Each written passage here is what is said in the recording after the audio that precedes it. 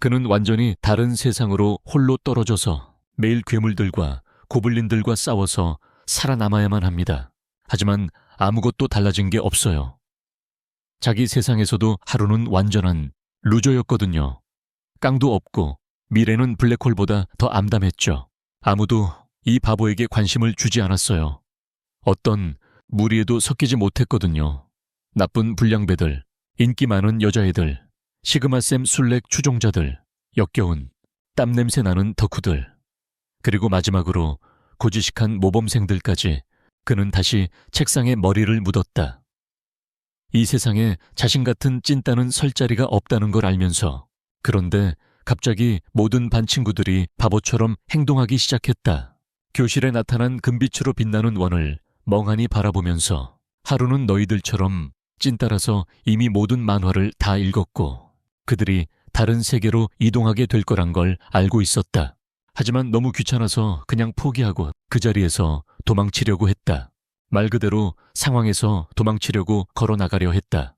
불행히도 플렉스실로 문이 단단히 닫혀 있어서 아무리 많은 피해를 입더라도 문을 부수고 탈출할 수 없습니다. 곧 마법진이 교실 전체를 뒤덮고 학생들이 서서히 빨려 들어가기 시작합니다. 하지만 하루는 미션 임파서블 영화를 너무 많이 봐서 천장 환풍구로 뛰어올라 탈출합니다. 하지만 운이 좋지 않았습니다. 마법진이 환풍구로 들어와 하루를 흰 무한 공간 속으로 빨아들입니다. 그는 주위를 둘러보며 도대체 자기 반 애들이 다 어디 있는 건지 의아해하며 못생긴 논팽이 왕과 엄청 예쁜 딸이 자신을 맞이해주길 기다린다. 하지만 아무 일도 일어나지 않는다. 이윽고 그는 늙은 놈이 자신을 향해 달려오는 것을 발견하고 왠지 수화로 소통하려고 한다. 어떻게든 하루는 그 늙은 놈의 말을 이해하고 자기 반 애들이 모두 그 앞으로 소환되었고 특별한 기술을 선택한 후 다른 세계로 이동했다는 것을 깨닫는다. 늙은이는 그에게 자신도 기술을 선택해야 하니 따라오라고 말한다. 하지만 50개의 스킬 중 4개가 이미 선택되었으니 더 이상 선택할 수 있는 사기 스킬은 없다는 겁니다. 그는 평범한 스킬을 선택해야만 새로운 세계에서 어떻게든 살아남아야 한다는 것을 깨닫습니다. 하지만 남은 스킬들을 보니 그의 희망과 꿈은 다시 한번 산산조각이 납니다. 해파리보다 나은 스킬이 하나도 없다는 것을 알게 된 겁니다. 그는 이 능력으로는 하루도 살아남을 수 없다는 것을 깨닫고 마라카스처럼 늙은 남자를 흔들기 시작합니다. 그는 늙은이에게 더 나은 기술을 익히거나 새많은 법을 배우라고 소리쳤다. 기술이 부족하면 더 많은 사람을 부르지 말고 더 잘해야 한다고. 늙은이는 결국 욱해서 그를 밀쳐내며 볼링공 같은 놈이 최고의 기술이 있어도 살아남지 못할 거라고 말했다. 그래서 그는 남은 기술을 모두 주고 새로운 세계로 그를 밀어냈다. 그는 뒤돌아보니 거대한 숲이 그를 둘러싸고 있는 것을 보고 눈을 믿을 수 없었다. 그는 혼자 무서워서 서 있었다. 그는 갑자기 땅에 있는 주머니를 발견하고 집어들어 무한한 수납 공간이라는 것을 알게 됩니다. 꽤 괜찮은 아이템이지만 그 안에 있는 모든 것은 여자친구만큼이나 평범합니다. 곧 상태를 확인하려고 합니다. 하지만 갑자기 화면에 주사위 2개가 나타납니다. 그는 주사위를 던지고 두 주사위 모두 M이 나옵니다. 무슨 뜻인지 전혀 모르겠지만 상태창은 그에게 모든 것을 하나의 스킬에 투자하라고 알려줍니다. 미마너스를 의미하는 건지 궁금해하며 결정합니다. 안전하게 하려다가 운에 모든 걸 걸었어. 그런데 놀랍게도 M은 최대치를 의미했고 운이 최대로 상승했어. 그는 자신이 외로운 히키코모리라서 신이 불쌍히 여겨 야생동물을 길들일 수 있는 능력을 줬다는 걸 알게 됐어. 주변에 친구들이 있는지 둘러봤지만 아무도 없어서 진흙으로 집을 짓는 유튜브 2명을 보고 영감을 얻어 집을 짓기로 했어. 숲속을 걷기 시작했는데 엄청 큰 괴물이 나타나서 이상한 기분이 들기 시작했어. 그에게 깍꿍놀이를 할 거예요. 그래서 그는 콘택트 렌즈라는 또 다른 스킬 아이템을 꺼냅니다. 놀랍게도 렌즈를 착용하는 순간 그는 여러 가지 것들의 능력치를 볼 수 있게 됩니다. 매우 중요하고 유용한 능력이죠. 그는 이 능력들이 이름에서 암시하는 것보다 훨씬 더 대단하다는 것을 깨닫고 기쁜 마음으로 앞으로 나아갑니다. 주변을 살펴보며 건강을 증진시키는 약초, 해독 버섯 등을 찾습니다. 끝없는 가방 덕분에 원하는 만큼 쉽게 수집해서 약으로 팔아 엄청난 이익을 얻을 수 있습니다. 진정한 알파남처럼 수분을 보충한 후 그는 걸어서 다시 숲속에서 그는 갑자기 동굴 입구를 발견합니다. 괴물이 없기를 신에게 기도합니다. 그리고 안으로 들어가 유용한 것을 찾습니다. 동굴이 금세 매우 어두워지자 그는 랜턴을 꺼내고 쉽게 설치하여 평화롭게 지낼 수 있는 마법 텐트를 꺼냅니다. 밤이 되자 하루는 베어 그릴스보다 더 편안하게 나뭇가지를 주어 온도 마법으로 불을 지폈는데 그 불은 야수들을 쫓아내는 데에도 도움이 됩니다. 그는 다시 한번 자신의 능력치를 확인했는데 그의 여러 기술들이 레벨업을 했지만 너무 피곤해서 확인하지 못하고 잠이 들었다. 다음 날 아침 그는 깜짝 놀라 깨어나 주변을 살피며 자신이 아직 안전한지 확인하고 자신의 괴물 퇴치 기술이 완벽하게 작동했음을 깨달았다. 배가 고파지자 불을 지피고 프라이팬을 꺼내 진정한 음식 유튜버처럼 버섯과 육포를 굽기 시작했다. 음식이 꽤 맛있었고 그는 근육질 농부로서 여기서 살 수 있을지 궁금해 했지만 자신이 프로틴 파우더가 없다는 것을 깨닫고 다시 동굴 밖으로 나가 근육을 키우는 데 도움이 되는 여러 가지 허브를 발견했다. 허브를 채집하는 동안 그는 뒤에서 소란을 듣고 바보 고블린들이 땅에서 쓰레기를 줍는 것을 발견해요. 겁이 많아서 엄청난 겁쟁이인 그는 곧바로 덤불 뒤에 숨어요. 멍청한 고블린들은 스케비티 화장실 노래를 부르기 시작하고 하루는 거기서 참고 막대기를 꺼내요. 그 바보 같은 영향을 받기 전에 자신의 막대기로 두 고블린을 상대할 수 있을지 고민하지만 안전을 위해 방어구를 착용하고 고블린 중 한 명의 뚱뚱한 머리를 때리기 전에 그들에게 돌진해요. 그러자 그의 내면에서 무언가 깨어나고 그는 불쌍한 판다처럼 얌전하다가 바닥에 정신 잃고 쓰러질 때까지 다른 고블린은 무서워했지만 그래도 하루를 공격합니다. 다행히도 하루에게는 고블린의 공격이 쉽게 읽혀서 그는 쉽게 피합니다. 공격을 피한 후 고블린의 머리를 치고 마법으로 작은 폭발을 일으켜 마무리합니다. 그 후 해가 지기 시작하자 세수를 합니다. 그리고 오늘 많이 일했으니 집으로 돌아가기로 합니다. 동굴에 돌아와서는 완전 거지처럼 버섯을 구워 먹고 능력치를 확인해보니 여러 가지 능력치가 레벨업 되었습니다. 정말 좋은 소식이지만 동시에 그는 혼자 빈 동굴에서 발견되면 고블린들이 자신에게 무슨 짓을 할지 궁금해합니다. 그는 혼자 빈 동굴에 있는 자신을 고블린들이 발견하면 어떻게 할까 걱정합니다. 그는 그 무서운 생각을 재빨리 떨쳐버리고 재빨리 잠자리에 들기 전에 운동으로 몸을 좀 덮입니다. 다음 날 아침 그는 다시 눈을 떴지만 아침으로 버섯을 발견했고 이제는 짜증이 나기 시작합니다. 그는 고기를 구할 수 있을지 궁금해하지만 곧 자신의 반친구인 채식주의자들이 그런 말을 하면 자신을 산채로 먹어치울 거라는 것을 기억해냅니다. 그는 다시 재빨리 일어나 마법으로 능력치를 높입니다. 그리고는 그의 충실한 나무, 막대기를 손에 든 채 하루를 시작하러 나섭니다. 곧 그는 땅에서 물건을 발견하는데 역시나 쓸모없는 버섯이었습니다. 그는 그것을 바닥에 내던지고는 찾기 시작합니다. 마치 완전한 바보처럼 나무에서 자라는 고기를 찾아서 말이죠. 곧 그는 정신을 차리고 그냥 마법 실력을 연마하기로 결정하고 다시 한번 능력치를 높입니다. 그 후 그는 숲을 달리기 시작하는데 놀랍게도 그의 속도가 몇 배나 빨라졌고 몸이 매우 가볍고 빨라졌습니다. 게다가 공격마저 더 빠르고 강해진 것 같습니다. 그래서 근처 고블린 무리에게 이를 시험해 보기로 합니다. 그는 즉시 전투에 뛰어들어 첫 번째 고블린을 뺨을 후려칩니다. 나무 막대기로 말이죠.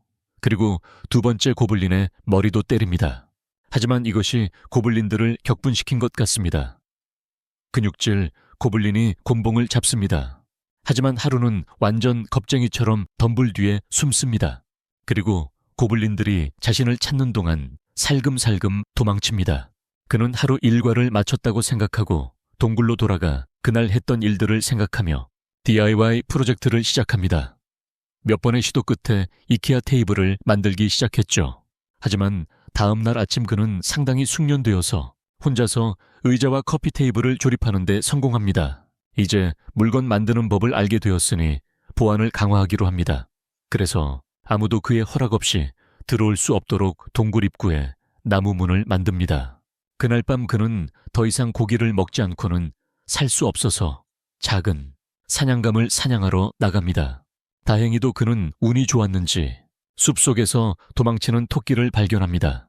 하지만 고기를 먹고 싶은 그의 짐승 같은 욕망이 그를 완전히 지배하고 들고양이처럼 재빨리 토끼를 잡습니다. 맛있는 고기를 생각하며 괴물처럼 웃기 시작하는데 갑자기 주변의 다른 사람들의 기척을 느끼고 경계합니다. 두리번거리다 놀랍고도 당황스럽게도 그 무리의 불량배들이 자신을 향해 걸어오는 것을 발견합니다. 그들에게 휘말리는 걸 원치 않아서 정말 무서워하며 덤불 뒤에 숨습니다. 조용히 걸어가지만 그의 바보 같은 감각이 다시 찌릿거리기 시작합니다. 그는 재빨리 특별한 시각 능력을 사용하여 주변을 모두 살핍니다. 놀랍게도 그는 그 반 아이들을 발견합니다. 한쪽에서는 그 반 아이들의 생각이 그를 향해 걸어오고 다른 쪽에서는 평범한 샘 술렉 팬들과 섬뜩한 괴짜들이 걸어옵니다. 그는 그들과 아무 상관도 없기를 바라지만 갑자기 반장이 이끄는 채식주의 소녀들을 발견합니다. 그는 토끼를 놓아주고 반장을 만나야 할지 고민합니다. 그녀는 그에게 친절했고 그는 1학년 때부터 그녀를 알고 있으니까요. 하지만 자신의 능력에 대한 놀라움을 생각하며 그는 순전히 의지로 자신을 멈춥니다. 자신의 상사가 된다는 것이 얼마나 멋진지 깨닫고 그는 혼자서 이 세상을 정복하기로 결심합니다. 자신의 인셀 신분을 자축하는 와중에 그는 너무 신이 나서 소란을 피우고 그 소리는 곧 불량배들의 주의를 끌게 됩니다. 발각되어 바지에 괴롭힘을 당할까 두려워 그는 즉시 덤불 속으로 뛰어들어 불량배들로부터 숨습니다. 그러나 그 뻔뻔한 놈은 무언가 잘못되었다는 것을 눈치채고 즉시 덤불 쪽으로 걸어갑니다. 확인하려 하지만 다행히 토끼가 하루를 구해주고 불량배들은 지루해하며 돌아서서 떠납니다. 그들이 강둑으로 가는 것을 따라가다가 모두 함께 앉습니다. 그리고 남자들이 보통 하는 일상적인 이야기를 나누기 시작합니다.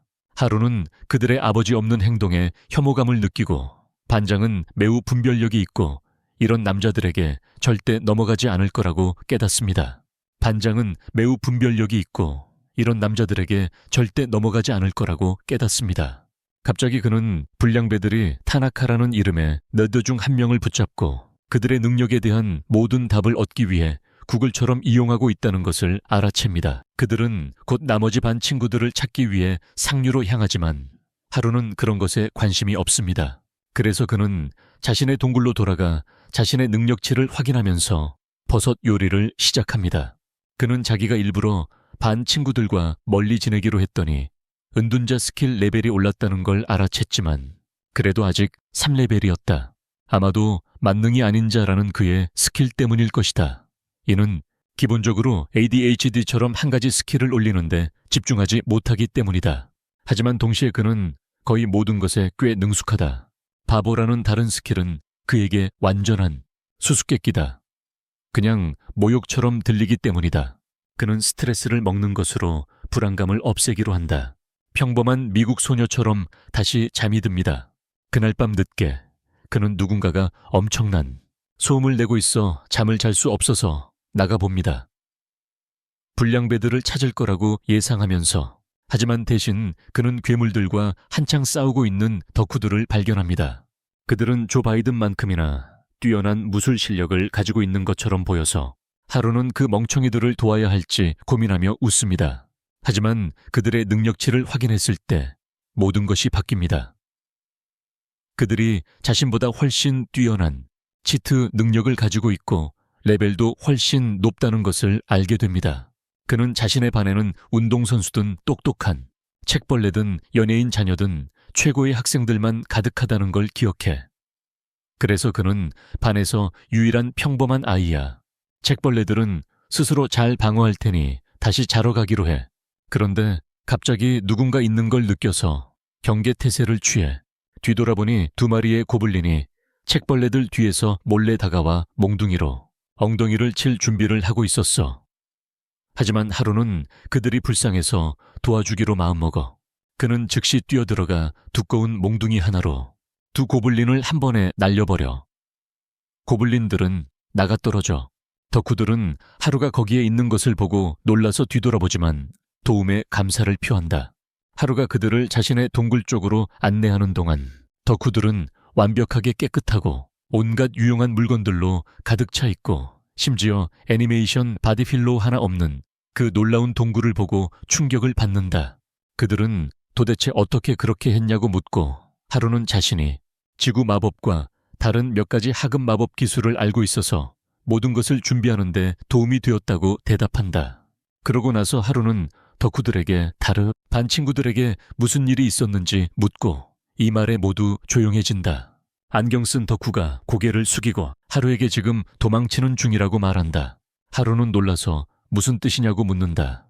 그는 그들이 이 세계로 옮겨진 날 모두가 도저히 믿을 수 없어서 충격을 받았지만 덕후들은 다른 세계에 와서 치트 능력을 가지게 된 것을 깨닫고 상황 파악을 빨리 했다고 설명한다. 여자애들은 울고 다른 여자애들은 심심해했지만 반장은 모두를 진정시키려고 했다. 일진들은 덕후들이 이런 갑작스러운 변화에 그렇게 놀라지 않는다는 것을 알아챘고 이 세상에 대해 아는 모든 것을 말하지 않으면 두들겨 패겠다고 협박했습니다. 하지만 그들이 무엇을 하기도 전에 엄청난 수의 고블린들에게 포위당했습니다. 모든 여자애들이 울기 시작했고 심지어 불량배들조차도 겁에 질려 구석으로 도망쳤습니다. 하지만 이것은 전 세계 모든 덕후들이 기다리던 순간이었고 덕후들이 주도권을 잡았습니다. 그들은 즉시 자신의 능력을 통제하고 자신의 판타지 세계에 대한 지식을 이용해 고블린들을 손쉽게 물리쳤습니다. 평균적인 샘 술렉 팬들이 돕기로 결정하고 함께 그들은 그 지역의 모든 고블린들을 물리치는 데 성공합니다. 반장은 재빨리 다시 지휘를 잡고 모두를 위험이 다가오는 것을 볼 수 있는 강가 근처에 탁 트인 곳으로 이끌었습니다. 그 후 곧 덕후들이 모두에게 기본적인 것을 이해하도록 도왔고 모두 캠프를 설치하는 동안 반장은 그들 사이에 일을 분담했습니다. 만약 학급 전체가 하나의 단위로 일했다면 모든 것이 잘 되었을 것입니다. 하지만 현실은 못된 여자애들이 먼저 자신들이 차 마시고 텐트 치고 일하는 게 싫어서 스스로 떠났어요. 떠나는 것도 선택지라는 걸 깨달은 불량배들은 그들을 버리기로 했어요. 반장은 모두를 막으려 했지만 완전히 실패했어요. 그리고 서서히 반 전체가 제각기 자기들끼리 흩어져서 제 갈 길을 갔어요. 그래서 반장은 몇몇 다른 학생들과 함께 몇 안 되는 덕후들만 남았고 팀워크를 이루려고 노력했지만 다른 애들이 너무 무능해서 덕후들이 전투를 포함한 대부분의 일을 떠맡게 되었어요. 고블린들과 싸우고 그들의 캠프가 습격당하지 않도록 하는 것. 그들은 또한 가능한 한 빨리 레벨을 올리고 싶었는데 왜냐하면 그들은 모두를 조종할 수 있는 두 가지 가장 위험한 기술로부터 안전하고 싶었기 때문이다. 불행히도 두 기술 모두 신뢰할 수 없는 불량배들에게 가져가졌고 그 마법에서 벗어날 수 있는 유일한 방법은 높은 수준의 마법 저항력을 갖는 것이다. 불량배들은 이 사실을 빨리 알게 되었고 그래서 똑똑이들이 하는 일에 대응하기 위해 이 쓸모없는 산소 낭비꾼들은 확실히 하기 위해서 레벨을 올리기 시작했다. 그들의 기술이 최고였기에 다른 모든 사람들을 제압할 수 있었다. 덕후들은 이 계획을 반장에게 알렸고 반장은 훈련을 받아 레벨업하기로 결정했다. 마침내 이틀 후 불량배들은 마음 조종 기술을 익히는 데 성공했고 놀랍게도 반장이 근처를 지나가는 것을 발견했다. 이 쓸모없는 퇴폐적인 녀석들은 즉시 그녀에게 마법을 걸려고 했지만 반장은 다른 계획을 가지고 있었고 그들을 몽둥이로 때려 눕혔다. 덕후들은 그들을 캠프로 다시 데려가는 것을 도왔고 그들의 계획은 그들의 비행이 드러나자 문제아들은 그룹에서 쫓겨났습니다. 하지만 그들에게 기다리고 있던 건 행복한 결말이 아니었습니다. 그 찌질이들은 자신들의 반 친구들을 공격하기 시작했죠. 캠프에 불을 지르고 똑똑한 애들을 쫓아다니며 본보기를 보이겠다고 덤벼들었습니다. 아무도 문제아들에게 대들지 못했기에 캠프 전체가 파괴되었고 그들의 마음은 정신 조종 능력을 가진 문제아들 때문에 상처 입은 똑똑한 애들은 캠프를 위해 열심히 노력했던 만큼 더욱 힘들어했습니다. 게다가 인기 많은 여자애들은 그들에게 모든 책임을 돌리며 감당할 수 없을 싸움을 걸었던 그들이 잘못이라고 비난했습니다.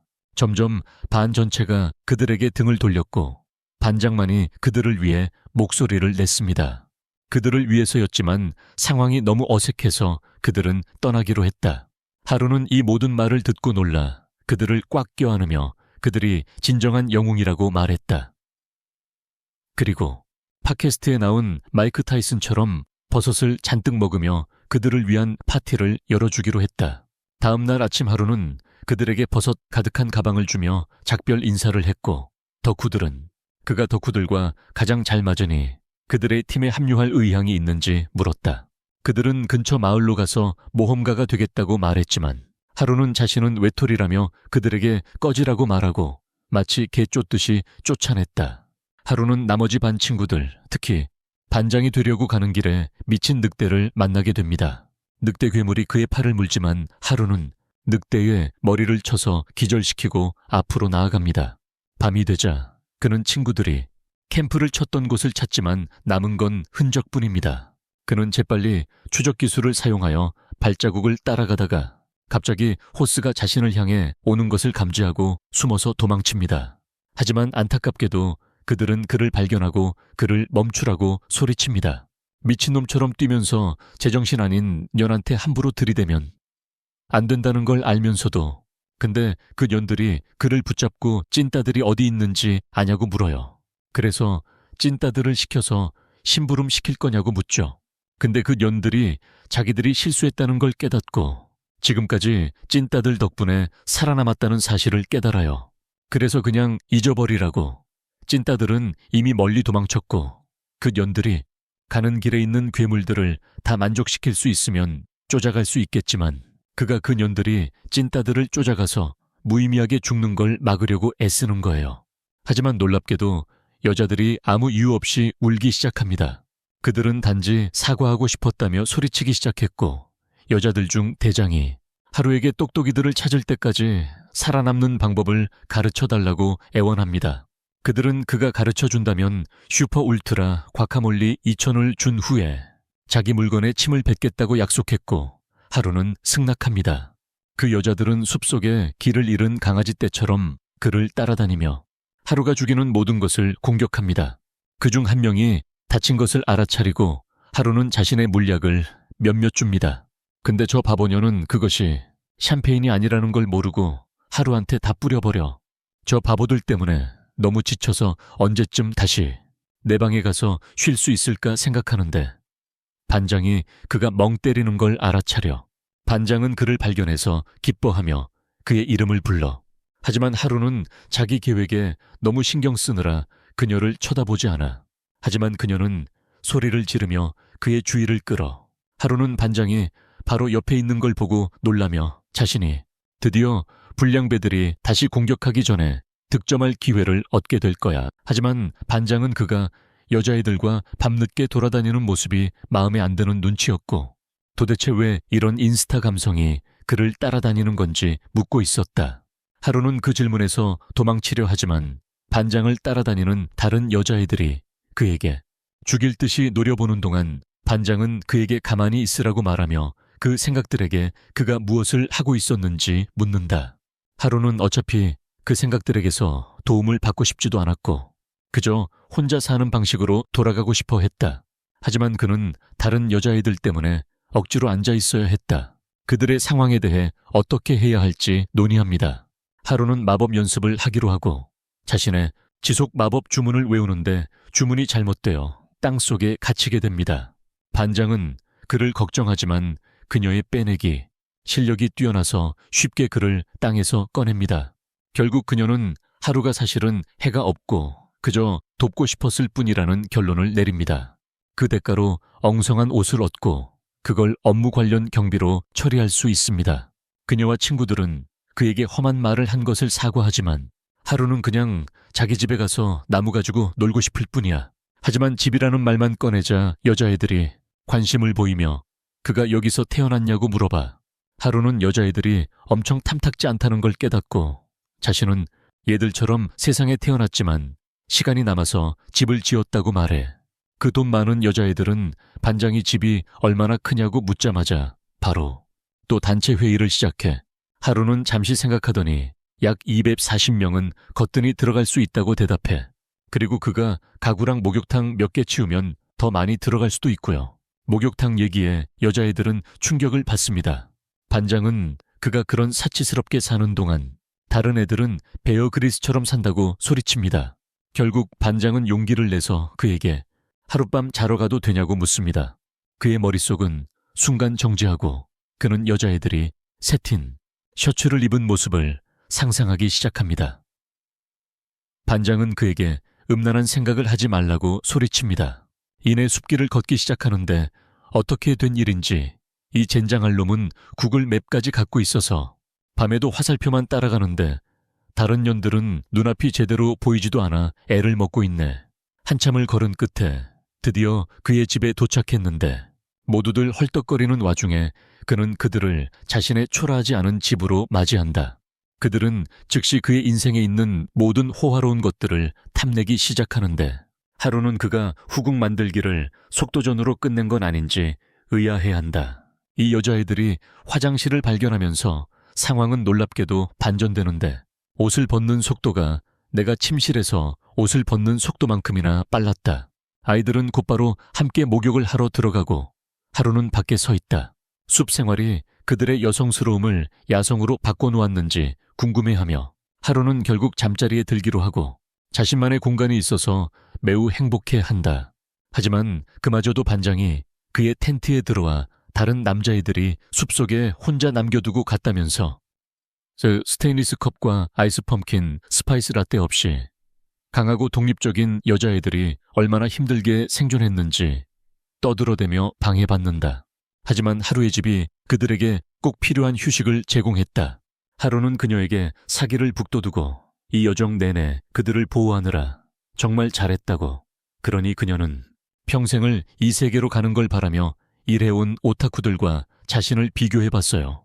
반장은 그의 친절한 말에 감사를 표하고 집으로 돌아와 숙면을 취했어요. 하루는 대마초를 피우고 프로틴 쉐이크 만드는 연습을 하면서 여자애들을 상상했어요.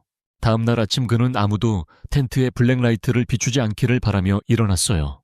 텐트 안에서 보라색 머리 여자아이를 발견했어요. 알라바마 출신 의붓 누나를 만나는 장면인가 싶었어요. 하지만 그 여자아이는 그의 반 친구였어요. 그녀는 버섯 요리를 했으니 아침 준비를 하라고 말했어요. 그리고 생선을 보고 정말 놀라서 그녀의 머리를 자신의 머리로 치게 됩니다. 그는 밖으로 뛰쳐나가 배고픈 퍼 하나처럼 생선을 개걸스럽게 먹기 시작합니다. 반장은 그가 마치 전에 생선을 본 적 없는 것처럼 행동하는 이유를 묻습니다. 하루는 매일 강에 가서 그녀한테 입 다물라고 합니다. 매일 강에 가서 물고기를 보면서 싸구려 버섯을 먹었다고 말합니다. 반장은 왜 잡지 않았냐고 묻습니다. 하지만 하루는 물고기들이 자기보다 더 미끄럽다고 대답합니다. 어젯밤의 나무보다 미끄러워서 잡기가 매우 어렵다고 합니다. 그가 어떻게 그렇게 물고기를 잘 잡았냐고 묻자 반장이 대답하길 미끄러운 것을 다루는데 경험이 있고 마법도 쓴다고 했다. 한 여자아이가 번개 마법으로 물고기를 뿅 하고 없애는 시범을 보였다. 하루는 신기해하며 한 번 더 보여달라고 부탁했다. 그 여자아이가 다시 번개 구슬을 만들었지만 이번에는 그가 다가가서 플라스틱 상자로 번개를 감싼 뒤 물에 던져 모든 물고기를 죽였다. 그는 매우 흥분했고 그렇게 해서 번개 마법을 배우게 되었다. 여자아이들은 약간 어리둥절했지만 그는 설명했다. 자신의 포장 마법으로 속성 마법을 배울 수 있다. 반장은 그것이 문자 그대로 치트 스킬처럼 들린다는 것을 깨닫는다. 하지만 하루는 자신을 신이라고 부르는 늙은 놈이 자신에게 매우 쓸모없는 능력을 주었고 이것은 자신이 찾은 허점일 뿐이라고 대답한다. 나중에 여자아이들이 물놀이를 하는 동안 그는 반장에게 앞으로의 계획에 대해 묻는다. 반장은 가까운 도시로 가서 거기서 일자리를 찾을 계획이라고 대답한다. 하루는 잠시 생각하더니 지금은 그렇지 않다고 말합니다. 아직 강하고 독립적이지 못하고 레벨을 올려야 한다고 합니다. 그 생각들은 화를 냅니다. 야한 옷을 입고 있으니까요. 그건 분명히 그들이 강하다는 뜻이니까요. 하지만 하루는 그들이 그저 어리석은 창녀일 뿐이라는 것을 알고 있습니다. 반장은 레벨을 올리는 것을 도와줄 수 있는지 묻습니다. 하루는 즉시 동의하고 기본 훈련을 시작합니다. 하지만 그들의 레벨을 묻자 가장 낮은 레벨이라는 것을 알게 됩니다. 그들 중 레벨이 16인 애가 있는데 걔가 아직 7레벨이라는 게 말도 안 돼요. 자기보다 훨씬 강한 애들을 어떻게 가르치나 고민하던 중 갑자기 그들 뒤 덤불이 바스락거렸습니다. 하루가 그들의 주의를 환기시키며 늑대들이 숨어서 그들의 탐스러운 복숭아를 물 기회를 노리고 있었다고 밝히며 시험 삼아 싸워보라고 합니다. 그 여자애들은 요즘 세대의 당당한 여성들처럼 지나치게 자신감에 차 있었지만 결국에는 완전히 무능력하다는 걸 드러내며 처참하게 털립니다. 그 수치스러운 모습 이후 그들은 모두 하루의 텐트로 들어가 미래 계획을 고민하기 시작합니다. 걔네는 기술이 없으니까 부엌으로 돌아가거나 아니면 스폰서를 찾는 것밖에 할 수 없어. 반 친구들은 곧바로 부잣집 남자를 쉽게 찾을 거라고 결정하고 다른 애들도 따라한다. 다시 힘을 얻은 그때 아침에 분홍머리 여자애가 그의 허락 없이 텐트에 들어온 것에 대해 사과한다. 그냥 그가 악당들이랑 다르게 무해한 히키코모리인지 확인하고 싶었다면서 그는 걱정 말라고 하고 텐트에서 잠을 자는데 다시 생선이 들어간 맛있는 아침 식사로 깨어난다. 밥을 먹는 동안 그는 몇몇 여자애들이 다시 부엌으로 돌아가는 소리를 듣는다. 숲으로 가서 여자의 매력으로 늑대들을 물리치려 했나 봐요.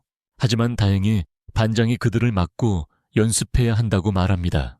그래서 연습이 시작되고 그들은 하급 고블린들과 싸우기 시작합니다.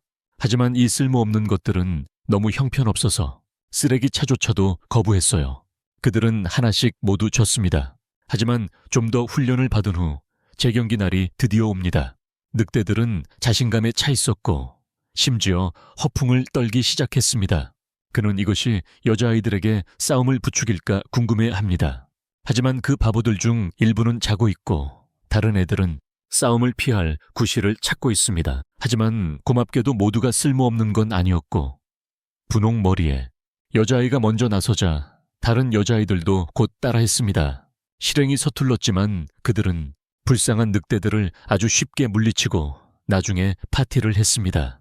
심지어 늑대 중 한 마리를 오늘 밤 자기 방으로 레이브 파티에 초대하기까지 했습니다. 하루는 이 바보 여자애들과의 일은 끝났다고 생각하며 누워있지만 반장이 곧 와서 근처 마을로 언제 출발하냐고 묻는다. 그는 전혀 갈 계획이 없었기에 이 말에 놀란다. 하지만 이 여자애들은 미쳤고 그를 도시로 데려가도록 강요한다. 다음 날 아침 그는 분홍 머리 여자애와 함께 자신의 모든 짐을 꾸릴 것을 강요받는다.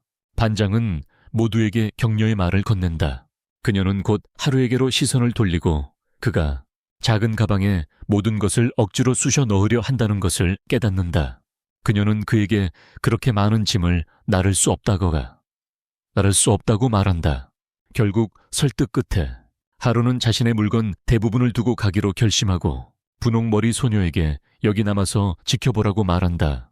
반장은 이에 충격을 받고 핑키에게 자신들이 그녀를 버리고 가지 않는다고 말하고 마지막으로 필요한 물건들을 모두 챙겼는지 확인한 후 모험을 시작하기 위해 길을 나선다. 하루는 탁 트인 곳을 바라보며 여정 중에 어떤 문제에 직면하게 될지 궁금해하며 이 숲에서 살아남으려면 반장에게 무슨 일이 있어도 함께 붙어 있어야 한다고 말한다. 그날 밤 비가 내리기 시작했을 때 그들은 몰랐습니다. 그들의 반 친구 중 한 명이 남겨져서 혼자 어두운 숲속을 달립니다. 뿌리와 돌에 걸려 넘어지면서 숨어있는 공격자로부터 도망칩니다. 하지만 그의 질주는 곧 끝납니다. 마침내 그는 땅에 쓰러져 뒤돌아서 그의 망토를 쓴 공격자를 마주합니다. 자신이 찾는 능력이 없다며 살려달라고 애원합니다. 하지만 잔혹한 공격자는 아랑곳하지 않고 그 아이의 목을 조릅니다. 동의를 구하거나 안전 단어를 정하지도 않고 말입니다. 예상대로 그 아이는 곧 죽고 공격자는 다시 숲속으로 사라져 다음 희생자를 찾습니다. 다음 날 아침 그들은 숲을 계속해서 여행하는데 하루는 자신이 그들을 쫓는 불량배들로부터 안전을 지키기 위해 소녀들 곁을 떠나서는 안 된다는 것을 깨닫습니다. 그들은 가능한 한 빨리 숲을 벗어나기로 합니다. 숲속에서는 안전하지 않다고 느꼈기 때문입니다. 하지만 빈터를 지나가던 중 갑자기 거대한 곤봉을 든 거대한 오크와 마주칩니다. 하루는 소녀들에게 나무 뒤에 숨으라고 말합니다. 다치는 것을 원치 않기 때문입니다. 그리고 그들에게 자신을 자세히 지켜보라고 명령합니다. 야생에서의 생존에 대해 배우는 것도 있을 테니까요. 그는 오크와 맞설 준비를 하고 그들의 나무의 차이점을 비교하기 시작합니다. 하지만 그는 크기가 중요하지 않다는 것을 알고 있었기에 오크의 느린 움직임을 자신에게 유리하게 이용하여 그 지역에서 사라지고 오크는 혼란스러워합니다. 그는 낄낄거리며 나무 뒤에 숨어있는 동안 오크들이 매우 높은 물리적 저항력을 가지고 있기 때문에 막대기로 치는 것은 어리석은 짓이라는 것을 기억합니다. 대신 그는 어떤 종류의 마법, 공격을 사용해야 하는데 그것은 훨씬 더 큰 피해를 줄 수 있습니다. 그는 재빨리 자신의 능력치를 열어보며 쓸 수 있는 마법 능력을 찾기 시작했다. 하지만 그는 기본적인 속성 마법밖에 없다는 것을 깨달았다. 그것은 그가 청소 진공 청소, 그리고 바닥 먼지 털이에 사용하는 마법이었다. 하지만 그가 결정을 내리기도 전에 오크가 그를 찾아내 나무를 두 동강 내버렸다. 화난 뚱보는 곤봉을 휘두르기 시작했는데 내 독성 있는 전 여자친구가 생각났지만 나와 달리 하루는 미친 여자들을 잘 피했기에 이 문제에서 벗어날 방법을 찾으면서 계속 물러섰다. 결국 그는 오크의 콩알만한 두뇌를 이용해서 재빠른 움직임으로 뒤로 돌아가 뚱보 바보를 몽둥이로 머리를 후려쳐서 체력이 크기보다 낫다는 것을 증명합니다. 오크는 의식을 잃고 천천히 쓰러지고 그 광경을 본 덩치 큰 여자들은 나무 뒤에서 뚱보가 바닥에 쓰러진 것을 보고 충격을 받습니다. 하루 자신도 오크가 이렇게 쉽게 쓰러질 줄은 예상 못했기에 충격을 받았습니다. 책벌레들이 그게 물리적 데미지에 강하다고 말했었거든요. 그 여자애들은 마법도 안 쓰고 아무것도 배울 수 없다는 사실에 짜증이 납니다. 그는 사과하며 다음에 만나는 뚱뚱한 바보는 마법만으로 죽일 거라고 약속합니다. 그들은 다음 상대를 찾는데 그리 오래 걸리지 않았습니다. 바보 같은 오크는 제 갈 길을 가고 있었는데 더러운 화장실로 향하고 있었습니다. 하루는 자신의 무한한 기운으로 여자들을 흥분시키기로 결정하고 손에 작은 불덩이를 만들었습니다.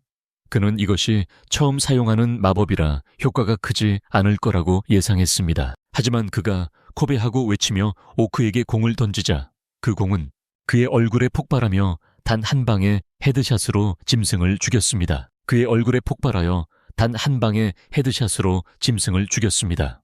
그 여자아이들은 다시 한번 그런 힘의 과시로는 도저히 배울 수 없다는 사실에 충격을 받았다. 그런 힘의 과시로부터 무언가를 배울 수 있을 리가 없었다. 그럼에도 불구하고 그들은 꽤 성공적인 하루를 보냈고 밤이 되자 모닥불을 피우고 부엌을 만들고 음식을 요리하며 본능적으로 해야 할 일들을 시작했다. 한편 하루는 그들의 야영지 주변에 함정을 만들고 몬스테어와 다른 적들로부터 텐트를 보호하기 위해 애썼다. 갑자기 누군가 오는 것을 감지하고 즉시 행동에 나서 나무 뒤에 숨었다. 그는 침입자들이 사람들이라는 것을 깨닫고 불량배들이 올 거라고 예상합니다. 하지만 침입자들은 야생에서 크레아틴을 찾는 운동부원들이었습니다. 하루는 불량배들에 비해 그들을 보고 안도합니다. 그들은 훨씬 더 친절합니다. 그들은 야생에서 하루를 보고 놀란 듯하며 여자들을 찾고 있었다고 말합니다. 방금 알게 된 새로운 위험한 능력에 대해 모두에게 경고하고 싶어서라고 합니다. 하루는 즉시 관심을 보이고 근육질 운동부원은 그에게 비밀 능력에 대해 이야기합니다. 그것은 하이제킹이라고 알려진 능력으로 불량배들의 정신 조종 능력보다 훨씬 더 치명적입니다. 그들은 이제 아무도 믿을 수 없다고 주장하자 하루는 그들을 장난치기로 하고 차량 탈취 능력이 있다고 속입니다. 하지만 운동부 애들은 그저 비웃으며 설령 그에게 차량 탈취 능력이 있다 해도 집에 틀어박혀 있을 테니 상관없다고 합니다. 하루는 이에 발끈하며 자신에게는 속박이라는 능력이 있다고 주장하지만 운동부 애들은 2014년인데 남부라도 노예 제도는 좀 아니라고 합니다. 그 후 그들은 하루에게 작별 인사를 하고 차량 탈취 능력을 가진 자를 조심하라고 말하며 단백질 쉐이크를 찾으러 숲속으로 걸어 들어갑니다. 다음 날 아침 여자아이들은 무기 훈련을 받으려고 준비하지만 화장하느라 바쁜 사이에 하루는 숲으로 가서 볼일을 보려고 합니다. 하지만 반장이 그를 따라갑니다. 화장을 하느라 바쁜 사이에 하루는 숲으로 가서 볼일을 보려고 했지만 반장이 그를 따라가게 됩니다. 반장은 그를 멈춰 세우고 어젯밤에 어디 있었냐고 묻고 하루는 솔직하게 대답합니다. 운동부 애들과 만났는데 그들이 납치 능력에 대해 경고해 주었다고 합니다. 반장은 즉시 얼굴이 창백해지며 안절부절 못하기 시작합니다. 그리고 고개를 숙이고 중요한 것을 숨긴 것에 대해 사과합니다. 하지만 하루는 바보가 아니어서 이미 그녀가 아마 납치 능력을 가지고 있을 거라고 추측했습니다. 반장은 하루의 차분한 모습에 놀란다. 어떻게 알았냐고 묻자 하루는 자기가 그런 크레아틴 처먹는 바보들만큼 멍청하지 않다고 반장의 행동만 보고도 충분히 추론했다고 말한다. 반장은 여전히 어리둥절해한다. 하이제킹은 상당히 무서운 능력이니까 상대를 죽인 후 그 사람의 능력을 훔칠 수 있으니까 하루는 너무 걱정하지 말라고 한다. 덕후들이 알아서 하고 있으니까 이미 문제아들의 정신 조종 능력을 봉인하려고 노력하고 있으니까. 하지만 그녀의 납치 능력을 알고 난 후에도 그들은 아무것도 바꾸지 않았어요. 그건 그들이 그녀를 신뢰한다는 뜻이죠. 하루는 그녀에게 그 사실을 알게 되어 정말 안심이라고 말하며 같은 생각을 합니다. 그녀가 그런 편법 능력을 가지고 있다는 것을 알고 있기에 누구도 다치게 하지 않을 거라고 생각하기 때문이죠. 반장은 이 말을 듣고 매우 안도하며 하루에게 미소 짓기 시작했고 그 모습은 정말 하루의 마음을 설레게 했죠. 하루는 하루를 시작하기 전에 숲으로 달려가 한 방 뽑고 오기로 합니다. 캠프로 돌아온 그는 견과류 쉐이크를 팔기 시작했고 어떤 이유에선지 코코아는 선택사항으로 하며 돈을 받기 시작했습니다. 한 생각은 즉시 자기 몸을 파는 것에 동의하고 하루는 당연히 그 제안에 동의하지만 반장은 누구도 매춘을 하도록 내버려 두지 않겠다며 즉시 제안을 묵살합니다. 하지만 그 생각은 정말 넛쉐이크를 원했기에 꽤 실망했습니다. 그래서 하루는 다시 머리를 굴리기 위해 걷기 시작해야겠다고 결정합니다. 잘 나아가던 중 하루가 갑자기 앞쪽에 강이 있는 것을 발견하고 반장에게 자신은 잠깐 정찰하러 가고 반장은 무리가 안전하게 가도록 신경 써달라고 말합니다. 반장은 오늘 아침에도 그가 숲에 들어갔다가 수상한 코코넛 쉐이크를 가지고 돌아왔기 때문에 그를 막고 싶어 했습니다. 하지만 하루는 듣지 않고 초고속으로 숲속으로 뛰어든다. 그리고는 마법 주입 기술을 사용하여 몸을 가볍게 만든다. 이로 인해 민첩성이 향상되어 나무 위로 뛰어오르고 하늘로 솟구쳐 올라 더 넓은 시야를 확보한다. 그는 자신들이 꽤 멀리 왔다는 것을 깨닫지만 바보같이 착륙장치가 없다는 것을 잊어버려서 만화처럼 하늘을 둥둥 떠다니려 하지만 당연히 실패하고 땅으로 떨어져 연 HP로 간신히 살아남는다. 그가 캠프로 돌아왔을 때는 이미 밤이 되었고 반장은 그의 온몸이 멍투성이가 된 것을 보고 화를 낸다. 그는 차분하게 나무에서 떨어졌다고 말하는데 그녀는 소리를 지르며 그를 나무랍니다. 이미 컨디션이 매우 안 좋은데 계속 머리를 부딪히지 말라고 소리칩니다. 하루는 보통 그런 여자애들과 그들의 의견에 신경 쓸 필요가 없어서 좀 더 수상해 보이는 견과류. 쉐이크 코코아 선택로 그녀를 진정시키려 하지만 반장은 거절하고 가버립니다. 그러자 학급 아이들이 곧바로 그에게 스카우트 때문에 생긴 허리 통증 때문에 돈을 달라고 합니다. 하지만 그들은 훨씬 더 빠른 길을 찾았습니다. 다음 날 아침 숲을 지나고 몇몇 여자애들이 울고 물놀이를 한 후 그들은 오크 무리와 마주칩니다. 그 여자애들은 놀랍게도 도망치는데 매우 능숙해서 하루를 발밑에 깔아뭉개고 도망칩니다. 결국 여러 날 동안 숲을 헤쳐나가고 모든 문제를 해결한 후 그들은 숲에서 빠져나와 눈앞에 아름다운 도시를 처음 봅니다.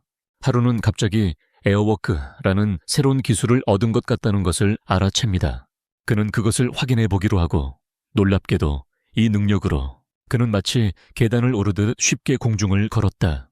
반장은 깜짝 놀랐지만 하루는 반장에게 진정하라고 말했다. 주변에 위험이 없는지 살피며 그는 하늘 높이 올라가 뛰어난 시력으로 사방을 넓게 살폈다. 그때 갑자기 무장한 NPC들이 몬스터들과 싸우는 것을 발견했다. 그는 땅으로 돌아와 반장에게 그 사실을 알렸고 반장은 즉시 그들을 도와야 한다고 주장했다. 하루는 여자애들과 경쟁할 생각이 없었기에 그는 그들이 10중 8구 산적일 것이라고 주장하며 거절합니다. 하지만 반장은 마치 산적이 아닌 것처럼 도와달라고 애원합니다. 그들이 산적이 아니라면 고통스러운 죽음을 맞이할지도 모른다고 말하며 하루는 저 여자애들이 미쳤다는 걸 깨닫고 그들에게 말합니다. 자기가 혼자 가서 상황을 확인해 볼 테니 진정하라고. 문제는 NPC들이 상당히 멀리 떨어져 있다는 점입니다. 그는 여러 마법 주문을 마법 부여와 결합하며 기지를 발휘하기로 합니다. 자신의 몸을 매우 가볍게 만든 후 바람 마법을 이용해 속도를 높입니다. 그 주문들과 함께 그는 공중보법을 사용하기 시작하고 믿을 수 없을 만큼 빠른 속도로 한 발짝씩 이동합니다. 그의 도박은 성공하고 그는 이제 먼 곳으로 아주 쉽게 이동할 수 있다는 것을 깨닫습니다. 하지만 불행히도 바보 같은 반장이 그의 망토를 잡으려 애쓰다 그의 마법에 휘말립니다. 하지만 무게가 늘어나고 브레이크를 거는 방법을 몰라서 하루는 NPC들 근처에 추락합니다.